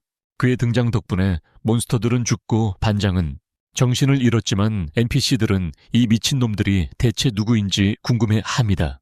NPC들은 자신들을 갓과 오프트라고 소개하며 몬스터들을 처치하기 위한 퀘스트를 수행하던 중이었다고 말합니다. 하지만 역부족이었고 하루가 아니었으면 죽었을 거라고 합니다. 파티의 여자아이들은 서로를 재빨리 치료하고 그룹은 수레를 수리하기 시작하는데 하루가 구운 버섯을 제공합니다. 갓은 기쁘게 받아먹지만 한 입 베어 무는 순간 이것이 보통 버섯이 아니라는 것을 깨닫습니다. 바로 힘을 회복시켜주는 버프 버섯이라는 것을요. 하루가 남은 파티원들에게 버섯을 나눠주자 그들은 곧바로 기력을 회복하고 저 낯선 사람이 왜 이렇게 귀한 식량을 주는지 의아해한다. 하지만 하루의 머릿속은 저 늙은 놈들이 절세미녀들에게 둘러싸여 있다는 사실에 꽂혀 있었고 그 때문에 화가 치밀어 주먹을 휘두르려 한다. 하지만 다행히 반장이 깨어나 그를 즉시 제지한다. 곧 다른 여자애들도 그곳에 도착해서 아름다운 요정들에게 매료되어 그들의 미용 비결을 묻는다. 도움을 준 것에 대한 보답으로 NPC들은 그들을 도시까지 바래다 주기로 한다. 그것은 소녀들이 다음 모험을 기다리며 도시에 기쁘게 들어서는 것은 정말 큰 성과입니다. 하루는 소녀들이 새로운 도시를 보고 기뻐하는 모습을 보니 매우 행복합니다. 소녀들은 마을을 돌아다닙니다. 가게 하나하나를 꼼꼼히 살피며 돌아다니는 소녀들을 보며 하루는 자신의 임무가 끝났으니 떠나야 할지 고민합니다. 하루가 잭다니엘을 마시며 휴식을 취하는 동안 소녀들은 흥분해서 정신없이 돌아다닙니다. 마치 컵케이크처럼 생긴 건물들을 보며 군침을 흘립니다. 다행히 반장이 있어서 모두를 통제하고 있습니다. 반장은 하루에게 소리치며 혼자서는 감당할 수 없으니 이 어수선한 무리를 관리하는 것을 도와달라고 합니다. 반장이 호각을 불자 소녀들은 훈련받은 듯 반장에게로 모두 모여듭니다. 개들을 데리고 다니는 걸 보고 하루는 반장이 이렇게까지 권력이 셀 줄은 몰랐다며 놀란다. 그걸 지켜보던 그는 여자아이들이 좋은 손에 있다고 생각하며 안심한다. 하지만 반장은 그를 그렇게 쉽게 놓아줄 생각이 없다. 그녀는 그들에게 먼저 엉덩이를 끌고 모험가 길드에 가서 지금까지 모은 전리품을 모두 처분하라고 말하며 하루 계획을 세운다. 그렇게 얻은 돈으로 길드에 등록하고 편안한 침대에서 숙면을 취할 거라고 한다. 여기까지는 모두 의견이 일치하는 듯하다. 그런데 반장이 며칠 후에 반 찐따들에 대한 정보를 수집하기 시작할 거라고 말합니다. 하지만 이 말에 반 애들은 꽤 화가 납니다. 왜냐하면 그들은 가능한 한 빨리 찐따들을 찾고 싶어 하거든요. 이유 없이 찐따들을 험담한 것에 대해 사과하기 위해서요.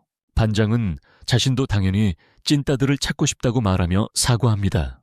하루가 끼어들어 반 애들이 찐따들에게 제대로 된 엿을 먹이고 싶은 거냐고 묻습니다. 잠시 후 그들은 마침내 모험가 길드에 도착하지만 생각보다 훨씬 무서운 곳이었다. 생각했던 것보다 훨씬 무서운 곳이었다. 그들은 커다란 음모를 꾸미고 밝은 얼굴로 환영해줄 여자들로 가득 찬 곳을 기대했었다. 하지만 대신 그들은 그들을 탐욕스럽게 바라보는 많은 어른 남자들을 만났다. 그들은 그들이 누구인지 궁금해하며 이 신입들은 대체 누구인가 하고 생각했다. 그들은 그들을 탐욕스럽게 바라보는 많은 어른 남자들을 만났다. 이 신입들은 대체 누구일까 하고 다행히 오프트가 계단에서 나타나 하루를 불렀다. 길드장이 그들을 만나고 싶다고 하면서 그래서 하루는 반장에게 밖에서 기다리라고 하고 혼자 길드 안으로 들어갑니다. 안으로 들어가자마자 모든 모험가들이 하루를 쳐다봅니다. 가트가 안으로 들어가라고 안내하자 화난 표정의 길드장을 만납니다. 길드장은 그가 야수와 싸운 하루인지 묻습니다. 하루는 무서워져서 그냥 도망칠까 생각하지만 마음을 다잡고 고개를 끄덕입니다. 갑자기 분위기가 바뀌며 길드장은 손을 흔들며 감사를 표합니다. 그를 구해줘서 이 파티의 목숨을 구했으니 그가 없었다면 오프트의 파티는 전멸했을 거야. 하루는 이 만남에 꽤나 충격을 받았지만 아래층으로 내려가기로 결심하고 거기서 열린 리셉션을 발견한다. 그는 길에서 채취한 에메랄드 결정들을 팔기로 한다.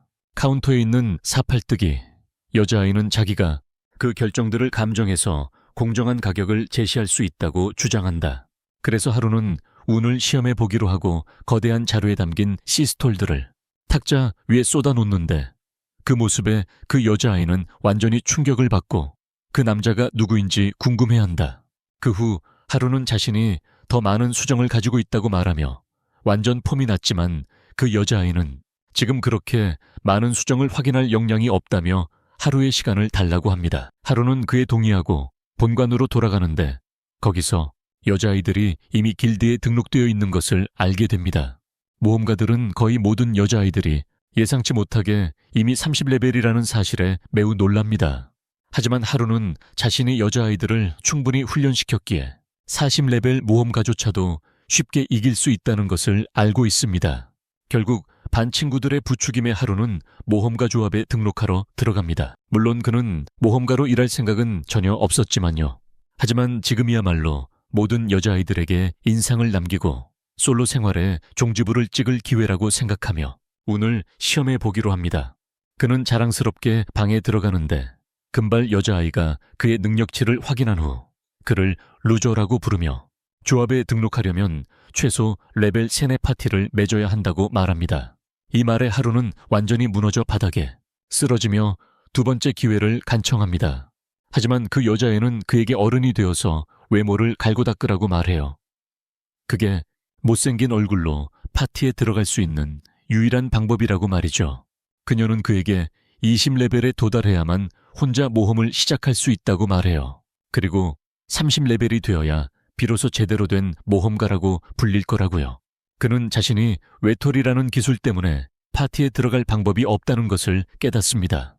그리고 20레벨에도 한참 못 미치기 때문에 혼자서도 갈 수 없다는 것을요. 그는 항상 루저로 남을지도 모른다는 생각에 완전히 무너집니다. 반장은 하루가 너무 안쓰러워서 그를 위로해 줍니다. 그리고 그들은 모두 곧 호텔로 가서 하룻밤을 보냅니다. 오랜 시간 만에 제대로 된 침대에서 잠을 자게 되어 모두 원하는 바를 이룹니다. 하지만 하루는 자신의 침대에서 여전히 잠 못 이루는데 숲에서 자는 게 훨씬 편하다고 느꼈기 때문입니다. 다음 날 아침 모두들 안전하다는 판단해 마을을 탐험하러 나갑니다.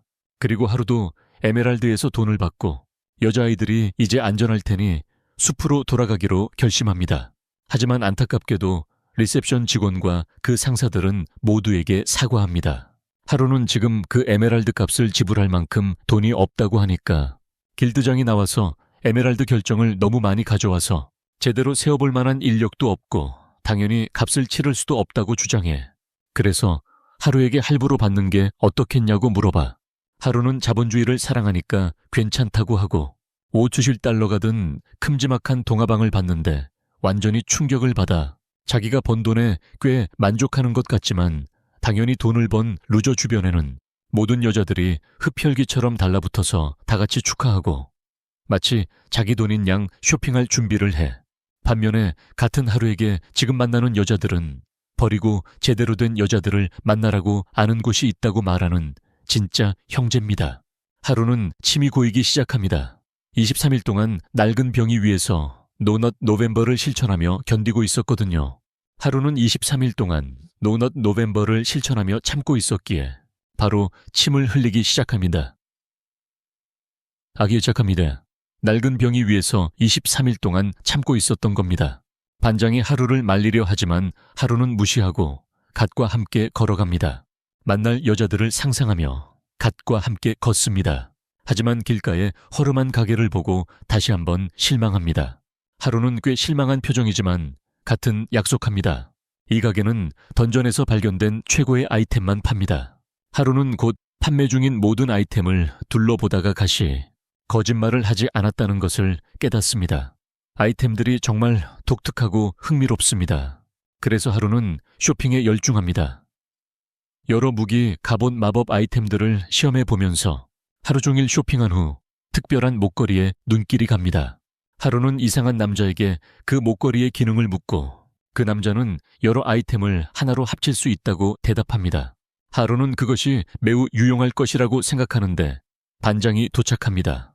그 자리에서 그에게 쇼핑은 그만하고 다시 자러 가라고 말했다. 하지만 하루는 미끄러져서 우연히 모든 물건들을 융합시켜버렸다.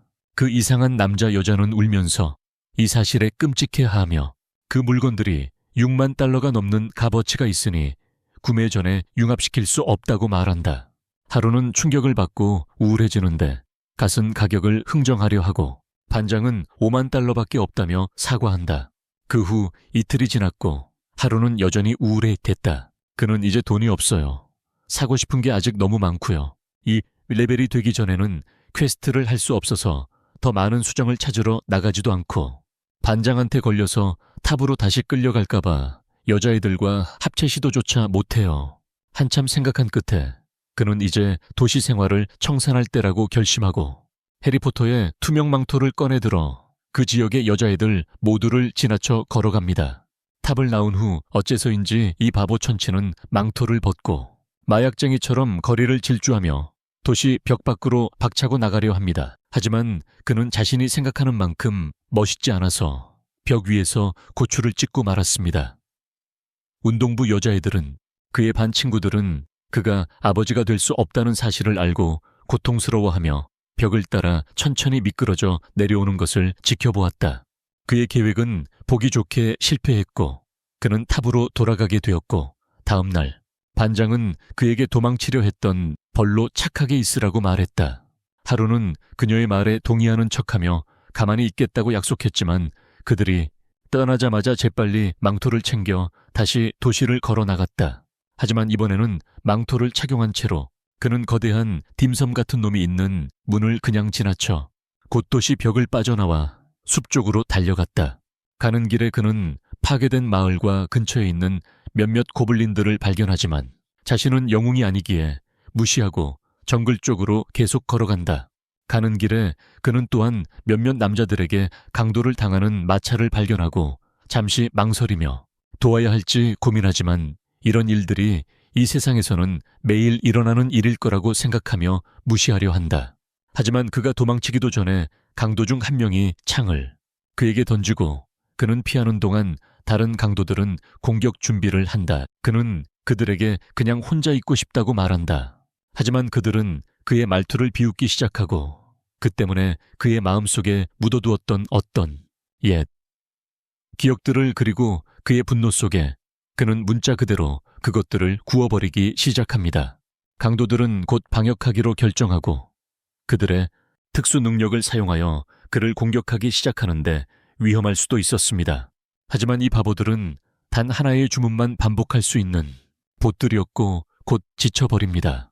곧 버릇없는 소녀가 마차에서 내려 자신을 귀족 소녀 메리라고 소개하며 그에게 자신을 구해줘서 고맙다고 말하고 더 많은 강도들이 공격할까봐 두려우니 남은 길을 함께 가달라고 간청합니다. 대신 그녀는 그에게 과카몰리 2,000을 제공하고 하루는 숲으로 돌아가고 싶었지만 그 제안을 거절할 수는 없었습니다. 그러자 메리가 그의 호의를 부탁하고 그는 위험한 숲길을 따라 어떤 괴물들이 기다리고 있을지 궁금해하며 그녀와 함께 길을 나선다. 곧 그들은 도시에 도착하지만 하루는 메리가 약속한 것을 받지 못한다. 그는 조급해지며 차라리 그녀의 부탁을 받아들이지 말았어야 했다고 생각한다. 그는 그녀의 성 대기실을 서성이며 초조해야 한다. 그는 즉시 숲으로 돌아가기로 결심하지만 메리는 깨끗한 옷으로 갈아입고 내려온다. 그리고 그가 떠나려는 것을 보고 화를 내며 자신이 그를 아주 잘 대접할 계획이라고 말한다. 하루는 어쩔 수 없이 그녀와 함께 가게 되고 놀랍게도 그녀의 감사 표시는 그의 예상보다 훨씬 좋았다. 그녀는 그에게 채식주의자들이 질식해서 죽을 만한 호화로운 코스 요리를 대접한다. 그는 야만인처럼 고기를 탐욕스럽게 먹어치우기 시작한다. 그리고 메리는 그의 버릇없는 행동에 짜증을 낸다. 어쨌든 그녀는 그에게 돈가방과 VIP 신분증을 준다. 그 카드로 그는 마음대로 도시에 출입할 수 있다. 하지만 그녀의 짜증을 사서 하루는 그녀에게 전혀 신경 쓰지 않는다. 그는 음식을 개걸스럽게 먹느라 바쁘기 때문이다. 다음 날 그는 반장과 다른 어젯밤에 그가 어디 있었는지 알고 싶어하는 소녀들, 하루는 마을의 시장집에 초대받았다고 말하고 숲으로 도망치려던 것이 아니라고 확신시켜줍니다. 소녀들은 그를 믿고 숲으로 떠납니다. 레벨업을 하고 자원을 얻기 위해서 소녀들이 떠나자 하루도 도시를 떠날 준비를 합니다. 그리고 이번에는 신분증이 모든 것을 해결해 줄 거라고 확신합니다. 떠나기 전에 그는 이상한 남자 가게에서 물건 몇 가지를 삽니다. 그리고 숲속에서 편안한 독거 생활을 위한 음식도 좀 삽니다. 그는 또한 반장이 화내지 않도록 운동부 애들 걱정돼서 자신이 돌봐주겠다는 내용의 편지를 씁니다. 완전히 거짓말은 아니니까 하루는 이 정도면 반장이 자신을 찾지 않을 거라고 생각합니다. 그렇게 그는 정문으로 향해 크고 흐릿한 그의 신분증을 보여주며 합법적으로 도시를 빠져나갑니다. 그는 자유롭게 사는 야생 동물들과 괴물들과 함께 숲속에서 편안함을 느낀다. 그는 자신의 집을 그리워하며 마침내 타고난 고독자가 될 수 있을 거라고 생각한다. 다시 바로 그때 오크 하나가 그의 뒤에서 공격해 온다. 하지만 하루는 지팡이로 그것을 쉽게 날려버린다. 하지만 그는 이상하게 생각한다. 오크는 숲 외곽에서 발견될 리가 없기 때문이다. 그는 무언가 수상쩍다고 생각하며 더 깊이 숲속으로 들어가는데 땅에 거대한 핏자국을 발견한다. 하루는 잠시 당황하며 이 피가 덕후들의 피인지 궁금해하는데 그럴 가능성은 낮다. 걔들은 이 세계 관련 일에선 전문가들이니까 그래서 운동부 애들이나 일진들의 피일 가능성이 높다고 생각하고 피의 흔적을 따라간다. 심하게 다친 운동부 애들을 발견하고 하루는 마음이 아프다. 혹시 일진들이랑 싸움을 벌이다가 죽은 건 아닐까 생각하며 하지만 그중 한 명이 아직 숨을 쉬는 것을 보고 즉시 버섯으로 만든 치유 포션을 모두 그들에게 던져준다. 그는 샘술릭이 그랬을 테니 그들이 회복되기를 바랐고 그의 소망은 운동부 주장이 눈을 뜨면서 이루어졌다. 하루는 모두를 자신의 동굴로 데려가 그들에게 실제로 무슨 일이 있었는지 듣는다. 그들은 소녀들을 보호하기 위해 불량배들과 맞서 싸우려 했지만 그러다 갑자기 그들의 애완 오타쿠였던 타나카가 그들을 배신했다. 그는 모든 불량배들을 죽였고 그들이 이 세계에 왔을 때 받았던 최고의 무기까지 훔쳤고 그들은 그에게서 도망칠 수밖에 없었다. 하지만 그는 그들을 잡았고 그들은 그의 상대가 되지 못했다. 운동부 애들이 말하길 타나카가 무서울 정도로 강했고 반장을 찾는데 흔들림 없는 결의를 보였다고 하더라. 근육질 덩치들조차 타나카가 반장한테 있을 납치 기술을 찾고 있다는 걸 알 만큼 똑똑해. 운동부 애들이 생각을 할 줄 안다는 사실에 하루는 충격을 받고 그들은 타나카가 반장을 놓쳐서 반장에게 도움을 청할 거라고 생각하고 그들을 죽도록 패서 반죽음으로 만들었다고 말해. 하지만 운동부 애들은 자신들을 희생할 준비가 되어 있었고 대신 하루에 굴로 기어가서 그가 그곳으로 유인되도록 해서 하루가 상황을 어떻게든 해결할 수 있도록 했어. 그들은 다나카를 물리치는데 그의 도움을 요청했고 그는 처음에는 다른 사람들과 엮이고 싶지 않았지만 이 싸움에서 발을 뺄 수는 없었다. 그는 운동부원들에게 다나카를 자기가 처리하겠지만 혼자 싸울 거라고 말한다. 모두들 충격을 받는다. 하지만 운동부 주장은 하루가 계획이 있을 거라고 믿는다. 하루는 그들에게 마을로 서둘러 가서 여자애들을 안전하게 지키라고 말하고 자신은 여기서 상황을 처리하겠다고 한다. 그는 운동부원들이 자기 편에 있다면 승산이 높아질 거라는 것을 알고 있었다. 하지만 그들이 전투에서 모두 죽는다면 소녀들은 무방비 상태로 남게 될 것입니다. 그래서 그는 타나카와 싸우는 것이 자신의 짐이라고 생각하고 빨리 강해지려고 합니다. 그는 강력한 것을 상대하기 위한 전략을 세우기 시작합니다. 운동부원들로부터 타나카가 빼앗은 무기들을 그가 산적들과 싸우면서 보았듯이 무기 기술은 강하지만 일단 시작되면 막을 방법이 없습니다. 그래서 그는 약점이 없는 새로운 기술을 개발하기로 합니다. 그때 그는 피 냄새를 맡고 있는 고블린들을 발견합니다. 그리고는 그것들을 경험치로 삼기로 합니다. 그는 고레벨 고블린들을 재빨리 쓰러뜨리지만 한 방에 죽어서 별다른 것을 주지 않습니다. 하루는 더 강한 적과 싸우고 싶어 하고 그때 갑자기 근처에 강력한 몬스터의 기운을 감지합니다. 그는 뒤돌아보니 경고도 없이 자신에게 돌진하는 고블린 킹을 발견합니다. 하루는 고블린 킹의 무자비한 공격을 피할 수밖에 없습니다. 그리고 어떤 무기 스킬을 사용하고 있다는 것을 깨닫습니다. 한 방이면 죽을 수도 있다는 것을 알지만 괴물을 물리치고 더 강해지기로 결심합니다. 자신이 가진 다양한 스킬들을 조합하여 무기를 강화하고 단 한 방에 고블린 왕을 쓰러뜨립니다. 자신의 전략과 성장에 만족하는 순간 갑자기 더 강한 괴물이 그의 뒤에 나타납니다. 50레벨 고블린 황제였고 하루는 그것을 깨닫습니다. 정면으로 맞서 싸운다면 어쩔 수 없어. 그래서 그는 정확히 그렇게 하여 고블린 황제에게 돌진합니다. 자신이 개발한 새로운 꼼수 기술을 사용하여 그는 고블린 황제를 공격하는 데 성공하지만 그의 공격은 거의 피해를 주지 못했습니다. 괴물은 다시 일어서서 취권의 제키찬처럼 걸어다닙니다. 하루를 갑자기 공격하기 전에 그의 얼굴을 스치듯이 공격합니다. 하루는 고블린 황제의 맹렬한 공격을 계속 피합니다. 그리고 기회를 포착하여 반격을 가합니다. 그는 몬스터의 체력을 상당히 깎았지만 회복 스킬을 사용해 체력을 회복하고 공격력까지 높입니다. 몬스터는 하루에게 맹렬한 배기를 날리고 그를 뒤편 나무에 처박아 놓습니다. 그는 지쳐있고 몸도 만신창이지만 자신을 속이며 운동부 애들은 자신보다 더 심한 부상을 입고도 살아남았다며 자신이 겁쟁이라고 생각합니다. 그러니 이 정도는 괜찮을 거라고요.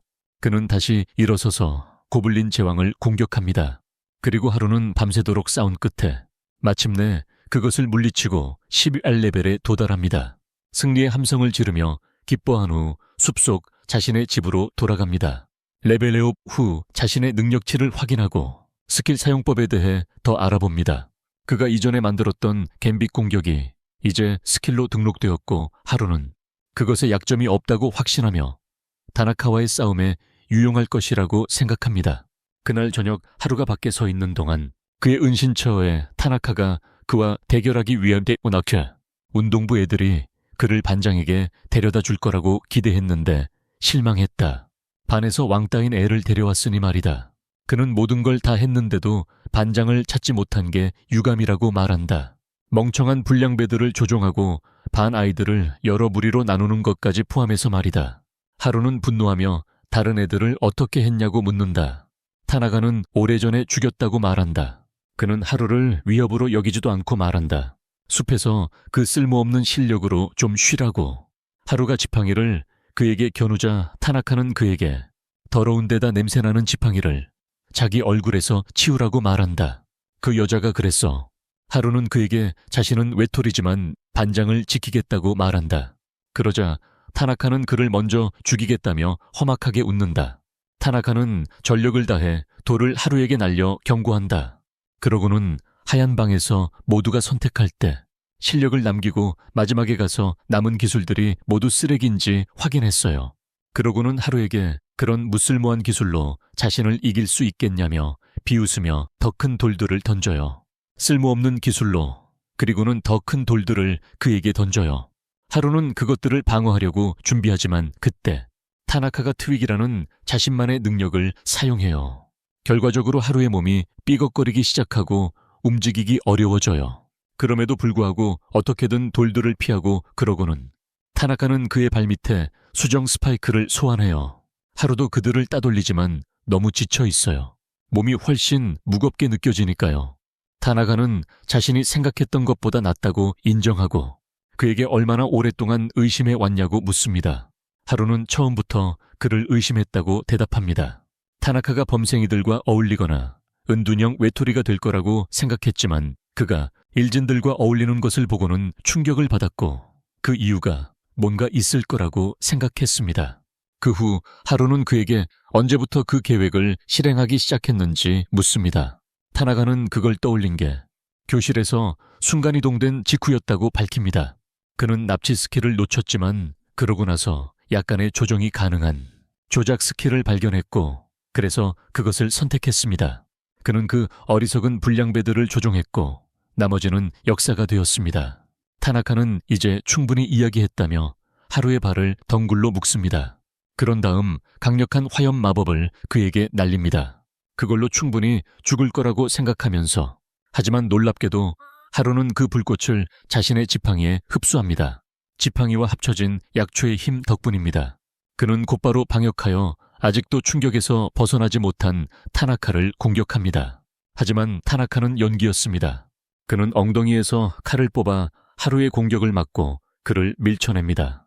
다음으로 그는 자신의 무기고에 있는 모든 무기를 소환하며 마침내 모든 무기를 사용해 볼 수 있게 되었다고 말합니다. 그는 칼을 들고 하루에게 돌진하며 공격할 때마다 재빨리 무기를 바꿉니다. 하루는 완전히 수세에 몰렸고 거의 방어할 수가 없었다. 타나카의 예측 불가능하고 빠른 공격에 제대로 대응하지 못했다. 덤불에 숨으려 했지만 강력한 공격을 맞고 강 건너편으로 날아갔다. 하루는 자신이 타나카를 상대할 만큼 강하지 않다는 것을 깨닫고 그렇게 많은 무기와 능력을 동시에 어떻게 사용하는지 궁금해했다. 타나카가 와서 항복하라고 하지만 하루는 일어서서 그가 반쪽짜리 기술을 사용해서 친구들의 능력을 베끼는 건지 묻는다. 타나카는 그걸로 수업 내용을 베낄 계획이었다고 덧붙이며 확인합니다. 그녀의 복제 능력을 빼앗은 다음 진짜를 손에 넣기 위해 그녀를 죽일 계획이었죠. 그 후에는 모두를 죽이고 능력을 빼앗는데 오래 걸리지 않을 겁니다. 하루는 자신이 지금껏 싸워본 적 없는 가장 강력한 적과 마주했음을 깨닫고 타나카는 여러 무기를 사용하며 공격을 시작합니다. 하루는 방역하려 하지만 단지 환영만 맞출 뿐이고 진짜 타나카는 그의 뒤에 있습니다. 이 전술은 통하지 않을 거라고 생각한 그는 자신의 직원을 쓰러뜨리고 타나카는 그가 포기했다고 생각합니다. 타나카에게 돌진하지만 하루는 손오공의 초사이어인 블루를 따라하며 공격을 피하고 복사한 기술을 3번만 사용할 수 있는지 타나카에게 묻습니다.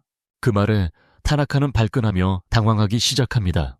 상황을 제어하지 못하고 하루는 자신이 오래전에 그의 모방 기술의 약점을 간파하고 일부러 그의 복사 능력을 낭비하게 만들었다고 말합니다. 속았다는 사실에 타나카는 격분하지만 하루는 그가 여전히 각 기술의 복사본을 하나 이상 가지고 있다는 것을 알고 있습니다. 타나카는 필사적으로 공격하지만 하루는 피한다. 그의 공격을 피한 하루는 발차기로 그를 날려버린다. 이 기회를 타서 재빨리 끝내려 하지만 타나카가 갑자기 강력한 일격을 날려 그를 멈춰 세운다. 지지 않겠다는 그의 의지로 그는 자신의 필살기를 사용하기로 한다. 타나카는 단검을 소환하여 하루에게 빠르게 접근하며 2번의 빠른 공격을 가한 후 사라졌다가 그의 위에 나타난다. 하루는 모든 것을 피하지만 먼지가 가득한 공기 속에서 그는 깨닫는다. 이건 단지 유인책이었고 타나카는 다른 수를 준비하고 있었어. 맞아, 타나카는 바위 뒤에 숨어서 즉사라는 최종 능력을 충전하고 있었거든. 그걸로 하루를 공격하자 이름 그대로 하루는 순식간에 목숨을 잃었어. 하루는 쓰러지고 타나카는 악당 천재처럼 웃으며 나타났어. 하루의 머리를 짓밟고는 가버리려고 했지. 그런데 갑자기 하루가 일어나서 왜 이렇게 빨리 가냐고 물었어. 타나카는 깜짝 놀라서 즉사에 맞고도 어떻게 살아있냐고 소리쳤고 하루는 그는 일반 건강 기술을 가지고 있어서 상태 이상에 대한 저항력이 높고 즉사도 그중 하나입니다. 또한 그의 행운 수치가 최대치라서 즉사의 성공률이 크게 감소했습니다. 타나카는 정신을 놓고 왜 그가 쓰러졌는지 묻고 하루는 연기였다고 말합니다. 타나카는 여전히 믿을 수 없어서 그가 자신의 트윅 기술해서 그렇게 재빨리 움직이는 것이 불가능하다고 말하고 하루는 또 다른 비밀을 밝힙니다. 그는 다른 사람들을 조종할 수 있는 블록헤드라는 기술을 사용했습니다. 마치 인형처럼. 그리고 그는 그것을 자신에게 사용하여 트윅의 효과에 대응했습니다.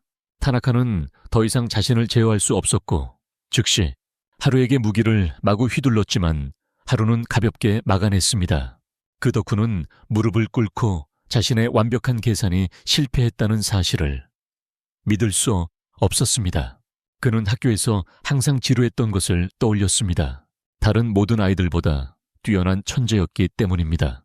그는 지루함을 없앨 방법을 바랐고 그러자 그는 다른 학생들과 함께 이 세계로 순간 이동했습니다. 능력 목록을 본 순간 타나카는 자신의 인생을 가장 스릴 넘치게 만들 선택을 알았습니다. 그를 위해서라면 기꺼이 동급생들을 죽일 수도 있다고 생각했고 모든 능력을 얻으면 완벽하고 무적이 될 거라고 생각했습니다. 쓸모없는 능력을 가진 자에게 졌다는 사실이 믿기지 않았고 광기에 휩싸여 하루에게 무모하게 돌진합니다. 하루는 손쉽게 그의 무장을 해제하고 타나카가 더 이상 속임수를 쓸 수 없다고 생각하며 그를 끝장내려 합니다. 하지만 그의 검이 되돌아와 하루를 꿰뚫고 하루는 깨닫습니다. 타나카가 여전히 리모컨 능력을 숨기고 있었다는 것을. 타나카는 자신이 결국 이겼다고 선언하며 하루를 베기 시작하지만 하루는 그를 날려버립니다. 그는 포장기술로 피해를 막았고 그 후 타나카가 피할 수 없는 일격을 가하기 위해 꼼수 기술을 사용하여 싸움을 끝내기로 합니다. 타나카는 의식을 잃고 쓰러지고 하루는 걸어가며 자신에게는 강력한 능력은 없지만 자신만의 비책이 있다고 말합니다. 하지만 그는 이제 완전히 지쳐있고 그 피해가 마침내 그의 몸에 나타나기 시작했습니다. 그는 더 이상 움직일 힘이 없어서 이것이 끝이라고 생각하며 무릎을 꿇습니다. 의식을 잃기 직전에 반장과 친구들을 떠올리지만 누군가 그를 부축합니다. 하루는 눈을 뜨고 거기에 덕후들이 있는 것을 봅니다. 너무 늦게 왔다는 것에 실망하지만 그들은 나중에 불평하라고 합니다. 그들은 그에게 치유 물약을 먹이고 마을로 돌아가는 길을 함께 걸었다. 하루는 그들에게 숲에서 무엇을 하고 있었냐고 묻자 그들은 사냥을 마치고 돌아오는 길에 반 친구들을 보고 운동부 친구들에게서 그가 타나카와 싸우려 했다는 것을 알게 되었다고 말했다. 그래서 곧바로 그를 도우러 갔지만 조금 늦었다. 곧 그들은 도시에 도착했고 모두가 성문에서 그들을 기다리고 있었다.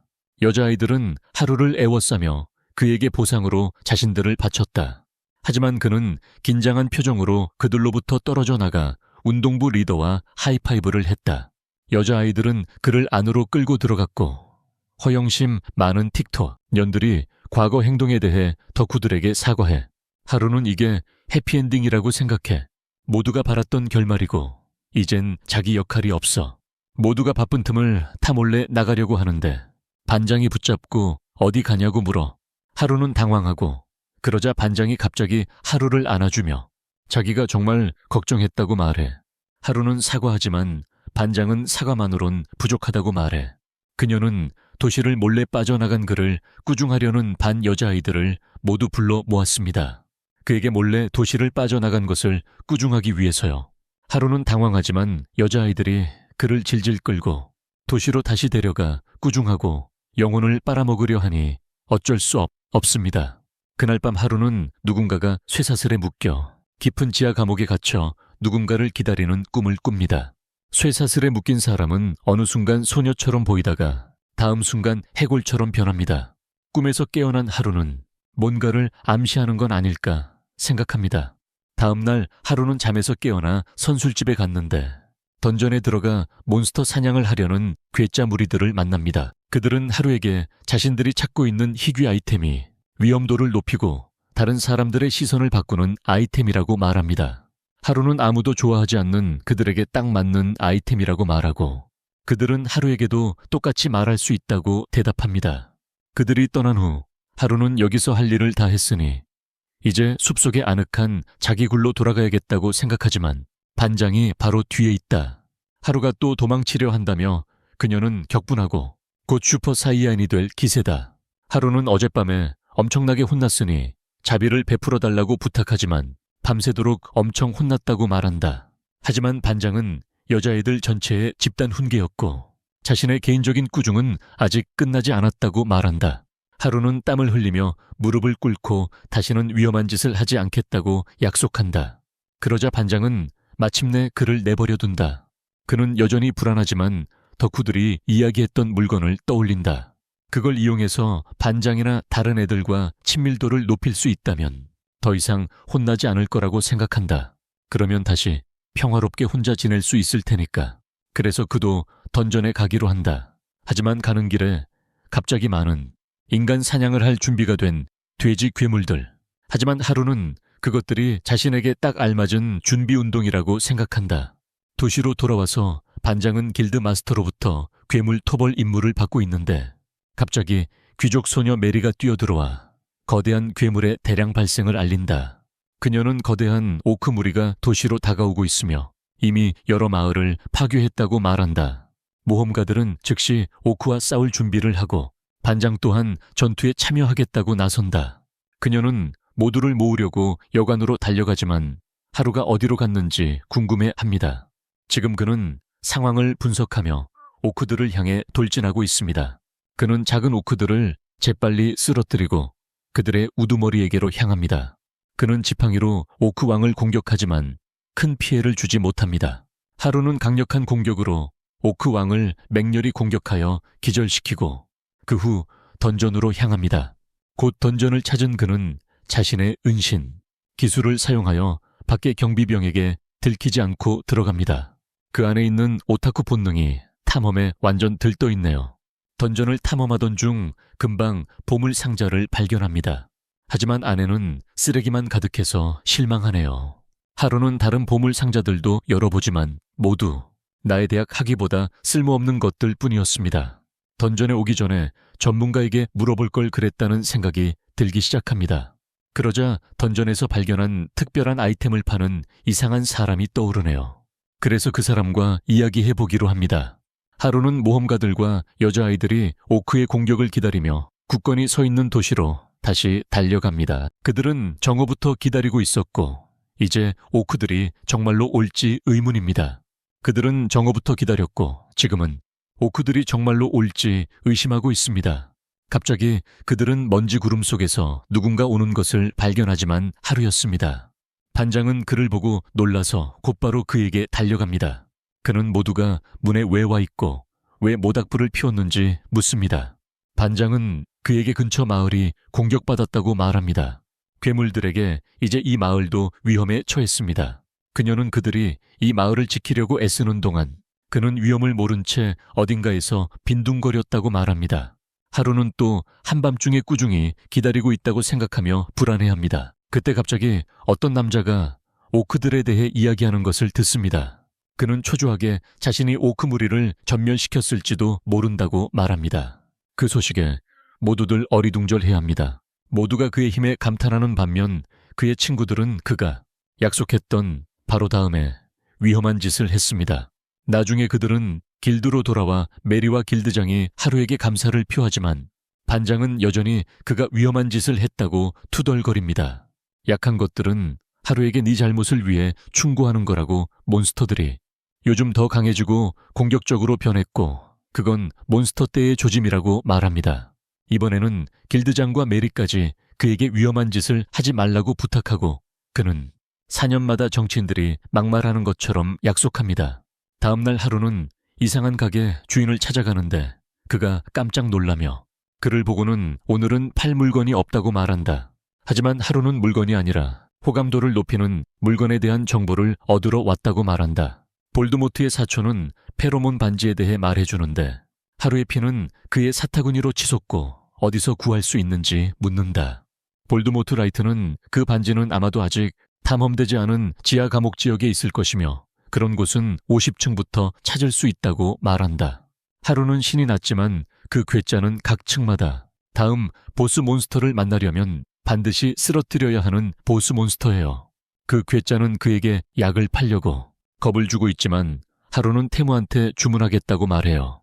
하지만 덕후들은 이걸 듣고 바로 여자애들에게 하루의 계획을 알려줘요. 그들은 하루를 막기 위해서 그 어느 때보다 결연해졌어요. 목숨을 걸고 위험한 아이템을 사용하는 걸 막으려고요.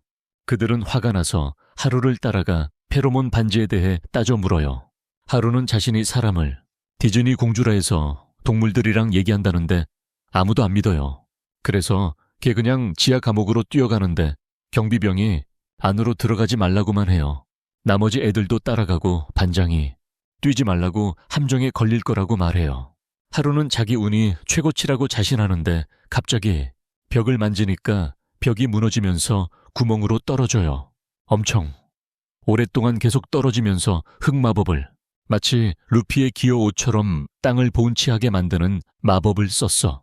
덕분에 착지하면서 다치지 않았고 주변을 살피며 자신이 어디에 있는지 알아보기 시작했어. 어두운 지역을 탐험하려 애쓰던 중 갑자기 공간 인식 능력과 함정 감지 능력을 익히게 되었어. 그는 즉시 두 가지 능력을 사용하여 주변을 스캔했고 자신이 던전이 100층이라고 하는데 101층에 있다는 것을 알게 되었어. 그는 엄청나게 강한 보스 몬스터를 마주칠지도 모른다는 공포에 휩싸였어. 하지만 여전히 어둠의 만화로 가득한 복도를 걸어간다. 그는 복도 끝의 방에 도착하고 문을 열자 엄청난 만화로 인한 강한 돌풍이 그를 날려버릴 듯하다. 하루는 누가 이렇게 강한 만화를 가졌을까? 궁금해하는데 갑자기 어젯밤 꿈에서 보았던 사슬 해골을 본다. 그는 해골 몬스터를 향해 계속 걸어가다가 그것이 이곳 전체를 지배하는 던전 제왕임을 알게 된다. 매색 레벨 몬스터이며 하루는 시작한다. 상대가 누구인지 깨닫고 겁에 질립니다. 그는 감정 가능력을 던전 제왕에게 사용하지만 모든 능력치와 기술이 숨겨져 있습니다. 드러난 정보만으로도 그는 충격에 빠집니다. 왜냐하면 제왕은 리크와 둘라한 같은 여러 종족의 몬스터로 이루어져 있기 때문입니다. 하루는 원거리 전투로는 던전 제왕을 이길 수 없다고 생각하고 재빨리 접근하여 기습 공격을 하기로 합니다. 하지만 보스 몬스터는 공격을 가볍게 막아내고 하루는 자신의 기습 기술을 이용해 압도적인 속도를 역이용하려 했다.